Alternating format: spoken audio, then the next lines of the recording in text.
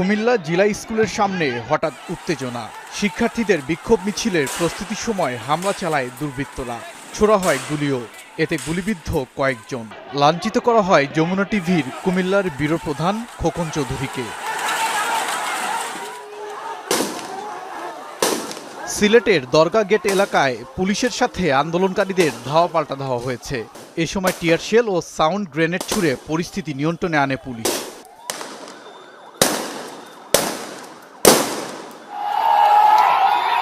গাজীপুরের মাওনায় ঢাকা ময়মনসিংহ মহাসড়ক অবরোধ করে হয়েছে বিক্ষোভ। এ সময় দুর্বৃত্তরা হামলা চালায়, চলে ধাওয়া পাল্টা ধাওয়া। আহত হয় বেশ কয়েকজন। 3টি পুলিশের গাড়ি ও একটি পুলিশ বক্সে আগুনও দেয়া হয়। মহাসড়কে আগুন জ্বালিয়ে বিক্ষোভ হয়েছে হবিগঞ্জে। অংশ নেয় বিভিন্ন প্রতিষ্ঠানের শিক্ষার্থীরা।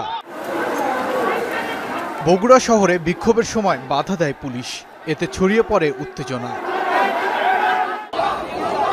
বিক্ষোভ করেছে রাজশাহী বিশ্ববিদ্যালয়ের শিক্ষার্থীরা। মিছিল শেষে অবরোধ করা হয় মহাসড়ক। কয়েকটি পুলিশ বক্স ভাঙচুরের ঘটনা ঘটেছে। সাভারের ঢাকা আরিচা মহাসড়কে অবস্থান নেয় জাহাঙ্গীরনগর বিশ্ববিদ্যালয়ের শিক্ষার্থীরা। ছাত্র জনতার ওপর গুলি করার প্রতিবাদ জানান তারা। এছাড়া বিক্ষোভ হয়েছে সিরাজগঞ্জ, জয়পুরহাট সহ দেশের বিভিন্ন স্থানেও। ওবায়দুর রহমান, যমুনা নিউজ।